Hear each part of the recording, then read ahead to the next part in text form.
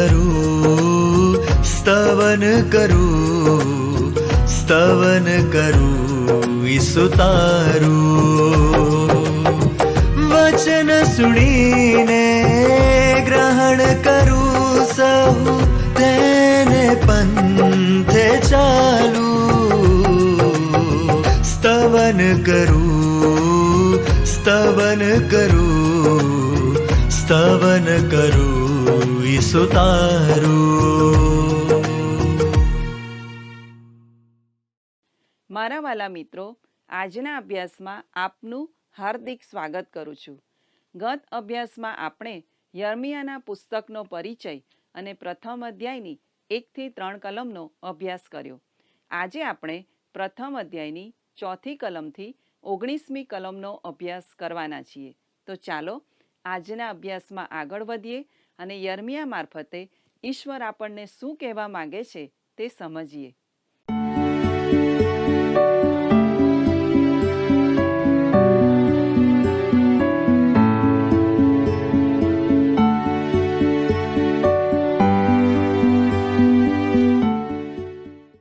વહાલા દર્શક મિત્રો, સલામ. ઈશ્વરના વચનનો અભ્યાસ કરવા માટે આપ તૈયાર છો તે માટે હું આપનો આભાર માનું છું. આજે આપણે યર્મિયા પ્રબોધકના પુસ્તકના પ્રથમ અધ્યાયની 4th કલમથી આગળ વધીશું. યર્મિયા 1 અને 4 જણાવે છે કે યહોવાનું વચન મારી પાસે આ પ્રમાણે આવ્યું. યહોવાનું વચન યર્મિયા પાસે આવ્યું. આ બહુ મહત્વની બાબત છે. જો તે ઈશ્વરનું વચન છે તો તેમાં તમારા માટે સંદેશો છે. તે અજાયબ રીતે યર્મિયા પાસે આવ્યું અને તે આપણા માટે ઈશ્વરના વચન તરીકે લખવામાં આવ્યું છે. વહાલા દર્શક મિત્રો, 5મી કલમમાં લખ્યું છે, ગર્ભસ્થાનમાં ઘડ્યા પહેલા મેં તને ઓળખ્યો હતો અને ગર્ભસ્થાનમાંથી બહાર આવ્યા પહેલા મેં તને પવિત્ર કર્યો હતો. પ્રજાઓને સારું મેં તને પ્રબોધક નિમ્યો છે. વહાલા દર્શક મિત્રો, જો યર્મિયાની માતાએ તેને જન્મ ના આપ્યો હોત તો તેનો જન્મ કદી ના થયો હોત. ઘણા લોકોને પ્રશ્ન થાય કે ગર્ભમાંનું બાળક ક્યારે બને છે? તો ગર્ભાવસ્થાની શરૂઆતથી જ તે અસ્તિત્વ ધરાવે છે. ગીતશાસ્ત્રનું પુસ્તક તેનો 139મો અધ્યાય તેની 15મી કલમમાં દાઉદ રાજા કહે છે, જ્યારે મને અદ્રશ્ય રીતે રચવામાં આવ્યો અને પૃથ્વી પર છેક નીચલા ભાગમાં વિવિધ કરામતથી મને ગોઠવવામાં આવ્યો, ત્યારે પણ મારું ખોળિયું તને અજાણ્યું ન હતું. યર્મિયાની રચના તેની માતાના ગર્ભસ્થાનમાં કરાઈ હતી અને તે જ ઘડીથી તેનું જીવન શરૂ થયું હતું. મહિલાઓના ડોક્ટરો કહે છે કે ગર્ભ રહે ત્યારથી જ આ પ્રક્રિયામાં ઝડપી વિકાસ થાય છે. જો કોઈ માતાનો જીવ બચાવવા સિવાય બીજા કોઈ હેતુથી ગર્ભપાત કરવામાં આવે તો તે પાપ છે. ઈશ્વરનું વચન આ બાબતને આ રીતે જુએ છે. ઈશ્વરે યર્મિયાને કહ્યું, ગર્ભસ્થાનમાં ઘડ્યા પહેલા મેં તને ઓળખ્યો હતો ને મેં તને પ્રબોધક નિમ્યો છે. વાલા મિત્રો, ઈશ્વર યર્મિયાને આવું કેમ કહે છે? કેમ કે ઈશ્વર તેને ઇઝરાયેલ પ્રજા માટે એક સંદેશો આપવાના હતા જેનો તેઓ નકાર કરવાના હતા. ઈશ્વર માટે પ્રબોધ કરવા માટે યર્મિયાને કેદમાં પુરાવવાનું હતું. તેના સંદેશાથી તેનું હૃદય ભાંગી પડવાનું હતું, કેમ કે તે તેની પ્રજા પર પ્રેમ કરતો હતો. તેથી જે વિનાશ આવવાનો હતો તે વિશે કહેવા તે તૈયાર ન હતો. પણ ઈશ્વરને પોતાનો સંદેશો લઈ જવા આવા કોમળ માણસની જરૂર હતી. આહાબ રાજા અને ઇઝેબેલ રાણીના દરબારમાં ઈશ્વરે એલિયા નામના કઠણ પ્રબોધકને મોકલ્યો હતો. પણ યહૂદા રાજ્ય બંદીવાસમાં જાય તે પહેલા ઈશ્વર પોતાના લોકોને જણાવવા માંગતા હતા કે તેઓ પર પ્રેમ કરે છે અને તેઓને બચાવી લેવા માંગે છે. તેથી તેમણે યર્મિયાને પસંદ કર્યો. યર્મિયાને ઉત્તેજન આપવા ઈશ્વરે તેને કહ્યું કે મેં તને બોલાવ્યો છે, મેં તારો અભિષેક કર્યો છે અને મેં તને પવિત્ર કર્યો છે. વહાલા દર્શક મિત્રો, અહીં પવિત્ર કર્યો છે એનો અર્થ ઈશ્વરના કાર્યને માટે અલગ કર્યો છે. મુલાકાત મંડપમાં તથા મંદિરમાં જે વાસણો વપરાતા હતા તે જૂના અને ટીચાયેલા છતાં ઈશ્વરની સેવામાં વપરાતા હતા. તેથી પવિત્ર પાત્રો કહેવાતા હતા. જે વ્યક્તિ કે વસ્તુ કે સ્થળને ઈશ્વરના વપરાશ માટે અલગ કરવામાં આવે તે પવિત્ર થયેલું છે. ઈશ્વરે યર્મિયાને કહ્યું, તારા જન્મ પહેલાથી મેં તને અલગ કરાયો છે. તેથી તારા સંદેશાના પરિણામની ચિંતા ન કરીશ. તું ફક્ત સંદેશો આપ. ઈશ્વરે તેને વધુ જણાવ્યું, પ્રજાઓ માટે મેં તને પ્રબોધક નિમ્યો છે. આ તો ઈશ્વરે તેને આપેલો અધિકાર છે. તેનાથી યર્મિયાને ઉત્તેજન મળે છે, જેથી તે અંધકાર ભર્યા દિવસોમાં પણ માર્ગ શોધી શકે. હવે આપણે 1 અધ્યાય તેની 6ઠી કલમ વાંચીએ. ત્યાં આ પ્રમાણે નોંધવામાં આવ્યું છે, ત્યારે મેં કહ્યું, ઓ પ્રભુ યહોવા, મને તો બોલતા આવડતું નથી, કારણ કે હું હજી બાળક છું. વહાલા દર્શક મિત્રો, તે સમયે યર્મિયા આશરે 20 વર્ષનો હતો. તે તો જુવાન હતો. અહીં વપરાયેલ બાળક શબ્દ જખારિયા પ્રબોધકનું પુસ્તક તેનો 23મો અધ્યાય 4થી કલમમાં પણ વપરાયો છે. યર્મિયા કહી રહ્યો હતો, હું જુવાન છું, એક બિન અનુભવી વ્યક્તિ છું. આવું કાર્ય મારાથી નહીં થઈ શકે. હું તેને માટે હજી તૈયાર નથી. વહાલા મિત્રો, જેને ઈશ્વર ઉપયોગમાં લેવા માંગે છે તેને આવું જ લાગે કે મારાથી નહીં થાય. ઈશ્વર નબળા પાત્રોનો જ હંમેશા ઉપયોગ કરે છે. વહાલા દર્શકો, યર્મિયાને લાગ્યું કે પોતે ઈશ્વરના આ કાર્ય માટે અપૂર્ણ છે, અયોગ્ય છે અને અસમર્થ છે. આવો આપણે યર્મિયા 1 અને 7મી કલમમાં શું લખ્યું છે તે નિહાળીએ. ત્યારે યહોવાએ મને કહ્યું, હું બાળક છું એમ ન બોલ.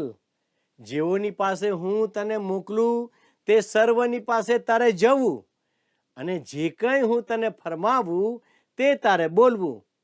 હું તને ફરમાવું તે તારે બોલવું. આ ઈશ્વર કહે છે. જ્યાં બાઇબલ પર વિશ્વાસ કરનારી મંડળીઓ છે ત્યાં મંડળીઓ વૃદ્ધિ પામે છે. ખરું ને મિત્રો? ઈશ્વરનું વચન મુખ્ય છે અને તે આપણી મંડળીઓમાં બોલવું જોઈએ. ઈશ્વરનું વચન જ દિલાસો લાવે છે. ઘણા બાળકો અને ઉપદેશકો જે ઉપદેશ આપે છે તેઓ પોતે માનતા નથી. ઘણી જગ્યાએ ફક્ત માણસોની વાતો, વિચારોને, વિધાનોને રજૂ કરવામાં આવે છે. ઈશ્વર ઈચ્છે છે કે ઈશ્વરનું વચન જ પ્રગટ કરવામાં આવે, તેને અધિકાર સાથે રજૂ કરવામાં આવે. દરેક ધર્મ સેવકો માટે ઈશ્વર જે ફરમાવે તે બોલવું અજાયબ અને આશીર્વાદિત છે. વહાલા દર્શક મિત્રો, ત્યાર પછી યર્મિયા 1 અને 8માં ઈશ્વર તેને કહે છે તે ધ્યાનથી નિહાળો. તેઓથી બીતો ના, કેમ કે તારો છૂટકો કરવા સારું હું તારી સાથે છું, એમ યહોવા કહે છે. તેઓથી બીતો ના. આજે આપણી મંડળીઓમાં ઈશ્વરે પોતાના વચનમાં જે લખ્યું છે તે અધિકારથી બોલે એવા ઉપદેશકોની તાતી જરૂરિયાત છે. પ્રભુ ઈચ્છે છે કે આપણે તેમનું વચન પોકારીએ, બોલીએ. એક રીતે તે ખૂબ સરળ કામ છે, પણ બીજી રીતે જોતા તે સૌથી મુશ્કેલ કામ પણ છે. ઈશ્વરનું વચન પ્રગટ કરવાનો આ જ આનંદ છે. ઈશ્વરે કહ્યું છે કે તેમણે આપેલું વચન ઈશ્વરનો હેતુ પૂર્ણ કર્યા વગર પાછું આવશે નહીં.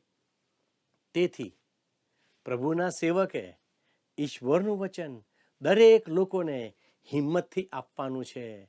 વાલા દર્શકો, ઈશ્વરે યર્મિયાને કહ્યું, તેઓથી બીતો ના, કેમ કે તારો છૂટકો કરવા સારું હું તારી સાથે છું.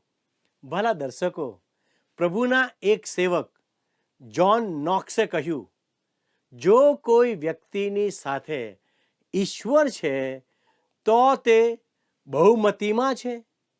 તે કાયમી સત્ય છે. વાલાઓ, ઘણીવાર વિશ્વાસીઓ તરીકે આપણને લાગે છે કે આપણે લઘુમતીમાં છીએ, પણ ઈશ્વરની હાજરી વડે આપણે ખરેખર બહુમતીમાં છીએ. ભાલાઓ, યર્મિયા પ્રબોધકનું પુસ્તક તેનો 1 અધ્યાય અને 9મી કલમ આ પ્રમાણે જણાવે છે, પછી યહોવાએ પોતાનો હાથ લાંબો કરીને મારા મુખને અડકાડ્યો અને તેણે મને કહ્યું કે જો મેં મારા વચન તારા મુખમાં મૂક્યા છે. ઈશ્વર કહે છે, જો મેં મારા વચન તારા મુખમાં મૂક્યા છે. ભાલા મિત્રો, શાસ્ત્રના વચનો ખાલી વિચારો કે કલ્પનાઓ નથી, તે તો ઈશ્વર પ્રેરિત શબ્દો છે. શાસ્ત્રના સર્વ શબ્દો ઈશ્વરના શબ્દો છે.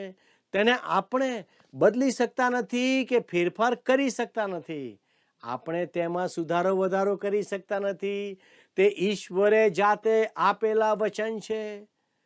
1 અધ્યાય અને 10મી કલમમાં આ પ્રમાણે લખ્યું છે, ઉખેડવા તથા પાડી નાખવા અને વિનાશ કરવા તથા ખંડન કરવા તેમજ બાંધવા તથા રોપવા સારું મેં આજ તને પ્રજાઓ તથા રાજ્યો પર નિમ્યો છે. વાલા દર્શક મિત્રો, યર્મિયાએ યોશિયા, યહોયાકીમ, યહોઆહાજ, યહોયાખીન અને સિદિક્યા રાજાઓના રાજ્યકાળ દરમિયાન પ્રબોધ કર્યો. આ સર્વ રાજાઓને વિવિધ કચેરીઓ અને સરકારી કાર્યો હતા. તેઓ સર્વ યરૂશાલેમનો વિકાસ કરવા માંગતા હતા અને શહેરને સુંદર બનાવવા માંગતા હતા. ગરીબોના કલ્યાણ માટે પણ આયોજનો કરવામાં તેઓ વ્યસ્ત હતા અને યર્મિયા માટે તેમની પાસે સમય ન હતો. તેઓ તેને ટાળતા હતા, તેના પ્રત્યે બેધ્યાન હતા. આજે આ વાતને 3000 વર્ષ વીતી ગયા. શું તેઓના કોઈ મહાકાર્યો આજે દેખાય છે? તેઓની કોઈ જગ્યાએ નોંધ નથી, છતાં તેમના રાજ્યકાળમાં તેઓ લોકપ્રિય હતા. પણ યર્મિયાને ટાળવામાં આવતો હતો. પણ આજે તે રાજાઓના મહાકાર્યો વિશે નહીં, પણ યર્મિયા પ્રબોધકના વચનો આપણે વાંચીએ છીએ. કેટલું અદ્ભુત ખરું ને મારા દર્શક મિત્રો! યર્મિયાનું પુસ્તક ઈશ્વરનું વચન છે. તે ટકી રહ્યું છે અને ટકી રહેશે. આજે દુનિયાના દેશો ઈશ્વરનું વચન સાંભળતા નથી. મોટા શહેરોમાં, કોલેજોમાં, સંસ્થાઓમાં, લશ્કરમાં કે વિજ્ઞાનીઓમાં ઈશ્વરનું વચન કોઈ સાંભળતું નથી. પણ ઈશ્વર બોલે છે અને તેમનું વચન જ સદાકાળ રહેશે. ઈશ્વર યર્મિયાને કહી રહ્યા હતા કે તને યહૂદાના રાજ્યને ઈશ્વરનું વચન આપવા મેં નિમ્યો છે. પણ બિચારો યર્મિયા ઈશ્વરનું કામ શરૂ કરતા પહેલા જ નિવૃત્તિ લઈ લેવા માંગતો હતો.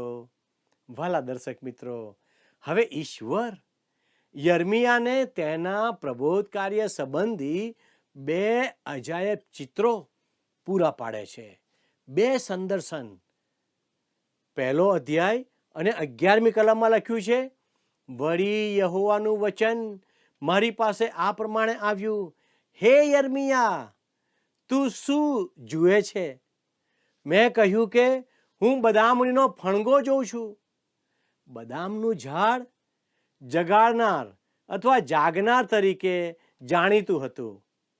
શિયાળાની લાંબી રાત્રિમાં ફૂટીને વસંત ઋતુમાં ખીલતું તે પ્રથમ ઝાડ હતું. બદામના વૃક્ષની જેમ યર્મિયાએ જગાડનાર ઘડિયાળ જેવા બનવાનું હતું. યર્મિયાએ લોકોને જાગૃત કરવાના હતા, પણ લોકોને ઉઠવાનું ગમતું ન હતું. ઊંઘમાં હોય તેવા લોકોને ઉઠવાનું ન જ ગમે. આ વિશ્વમાં જગાડનાર ઘડિયાળ એ સૌથી અપ્રિય વસ્તુ છે. યર્મિયા યહૂદા રાજ્ય માટે જગાડનાર અથવા ઉઠાડનાર બનવાનો હતો. યર્મિયા પ્રબોધકનું પુસ્તક તેનો 1 અધ્યાય અને 12મી કલમ જણાવે છે, ત્યારે યહોવાએ મને કહ્યું કે તે બરાબર જોયું છે, કેમ કે મારું વચન સંપૂર્ણ કરવા સંબંધી હું જાગૃત છું. ઈશ્વરે યર્મિયાને કહ્યું, તે બરાબર જોયું છે. હું એવા વચન આપીશ કે લોકો જાગૃત થશે. તે તેઓને ઊંઘમાંથી જગાડશે. હવે આપણે 1 અધ્યાય 13મી કલમ વાંચીએ. વળી બીજી વાર યહોવાનું વચન મારી પાસે આ પ્રમાણે આવ્યું કે તું શું જુએ છે? મેં કહ્યું કે હું એક ઉકળતું હાલલું જોઉં છું અને તેનું મુખ ઉત્તર તરફ વળેલું છે. શા માટે ઉકળતું હાલલું? યર્મિયાના સમયમાં દક્ષિણના રાજ્ય યહૂદા માટે મિસર અને આસુર જોખમરૂપ ન હતા, પણ ઉત્તરમાંની ફળદ્રુપ ચંદ્રકાર ભૂમિમાં એક ઉકળતું હાલલું હતું. તે તો ઉગતી મહાસત્તા બાબીલ હતી, જે યહૂદા રાજ્યને ભરખી જનાર થશે.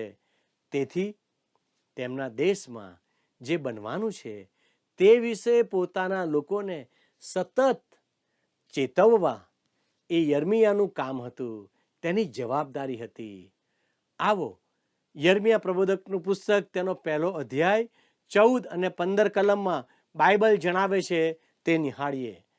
યહોવાએ મને કહ્યું કે ઉત્તર તરફથી દેશના સર્વ રહેવાસીઓ પર વિપત્તિ આવી પડશે, કેમ કે યહોવા કહે છે, જો હું ઉત્તરના રાજ્યોમાંના સર્વ કુળોને બોલાવીશ અને તેઓ આવશે ને યરૂશાલેમની ભાગળોની પાસે તથા આસપાસ તેના સર્વ કોટોની સામે તથા યહૂદિયાના સર્વ નગરોની સામે તેઓ પોતપોતાનું આસન ઊભું કરશે.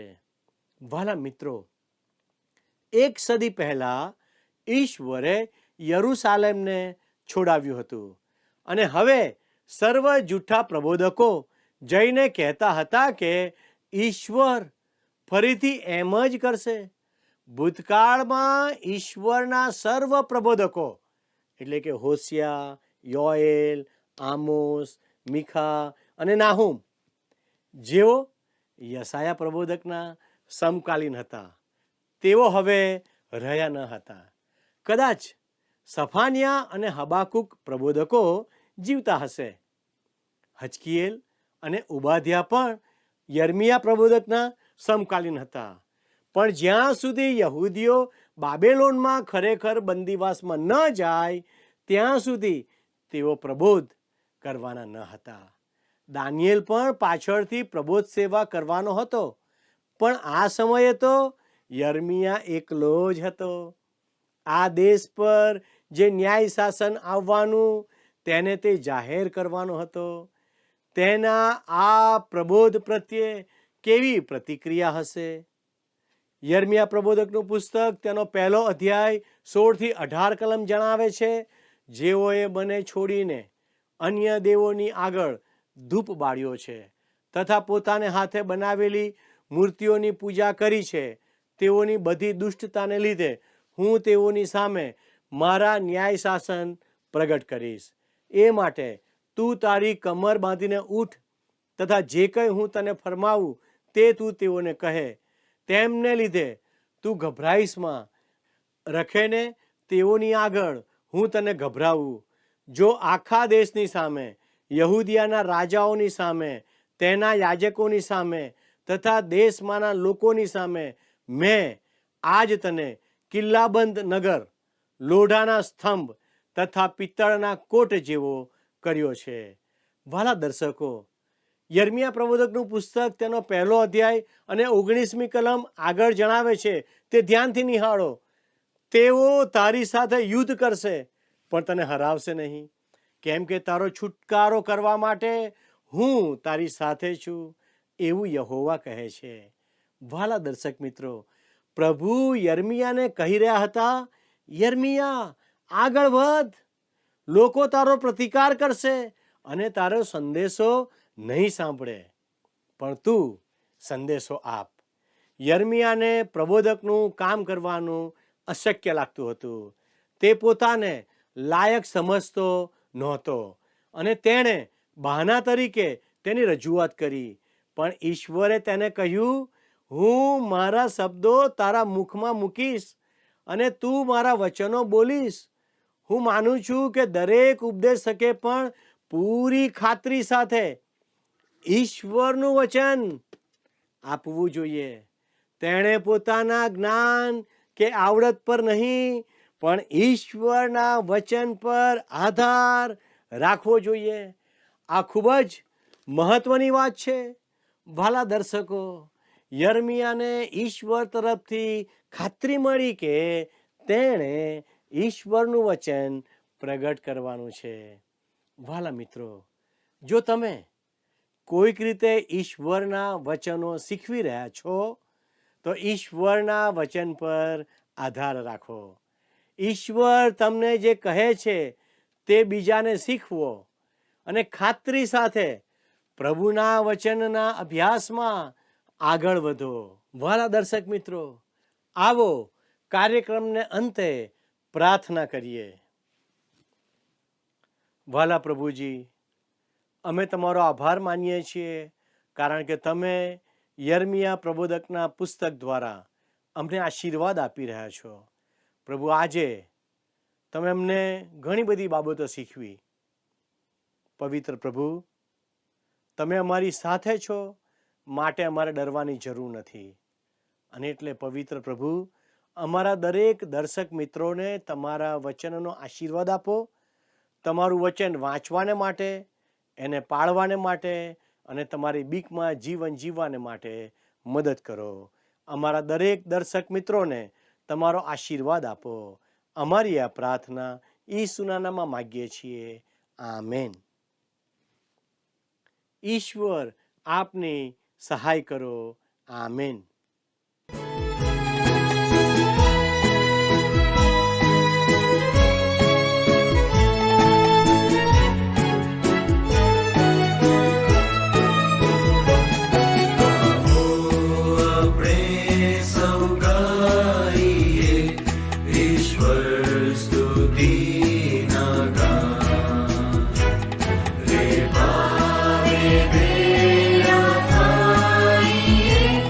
With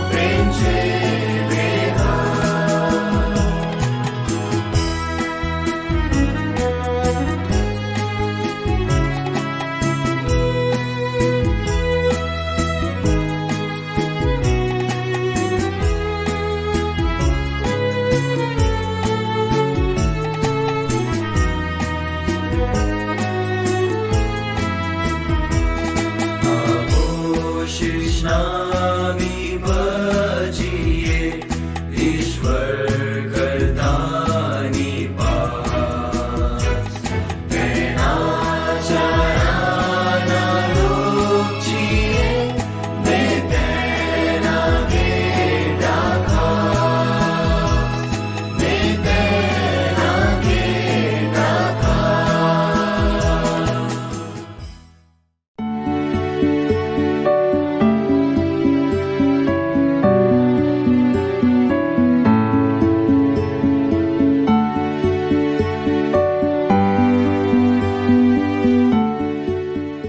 મિત્રો, આજના પાઠમાંથી આપણને શીખવા મળ્યું કે જેમ યર્મિયાને સંદેશો આપવા ઈશ્વરે પસંદ કર્યો, તેમ આપણને પણ ઈશ્વરે તેમનો શુભ સંદેશ આપવા પસંદ કર્યા છે. ઈશ્વરનું વચન આ સમયમાં લોકોના હૃદય સુધી પહોંચાડવાનું કામ આપણે કરવાનું છે. શું તમે પ્રભુના પવિત્ર વચનો અન્ય લોકો સાથે વહેંચવા તૈયાર છો? વાલા મિત્રો, જો આજનું પ્રસારણ આપને ઉત્તેજન આપનારું બન્યું હોય તો અમને જરૂરથી ફોન કરશો અથવા મેસેજ કરશો. અને હા, આજના પ્રશ્નનો જવાબ જરૂરથી આપશો. અમારો ફોન નંબર છે 94 29 37 56 10. મિત્રો, આજની આપણી બાઇબલ ક્વિઝનો પ્રશ્ન છે, યર્મિયાને કયા રાજ્યમાં ઈશ્વરનો સંદેશો આપવા પસંદ કરવામાં આવ્યો? એ યહૂદિયા, બી નાઝરેત, સી ગિલિયાદ, ડી બેથલેહેમ. મિત્રો, ગત પ્રશ્નનો જવાબ છે એ અનાથોથમાં. મિત્રો, આજના કાર્યક્રમ સંબંધી આપના પ્રતિભાવો અમને આ નંબર પર મોકલી શકો છો. આ નંબર પર આપ વોટ્સએપ મેસેજ પણ કરી શકો છો. આભાર. શું તમને આ કાર્યક્રમ ગમ્યો? અત્યારે જ અમને મિસ કોલ કરો.